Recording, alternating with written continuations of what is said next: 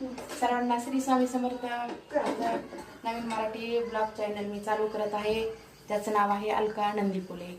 आणि चला, जन्माष्टमी असल्यामुळं मी तुम्हाला सर्वप्रथम जो कृष्णाला नैवेद्य आवडतो सुंठवडा, मी त्याची तुम्हाला रेसिपी दाखवते.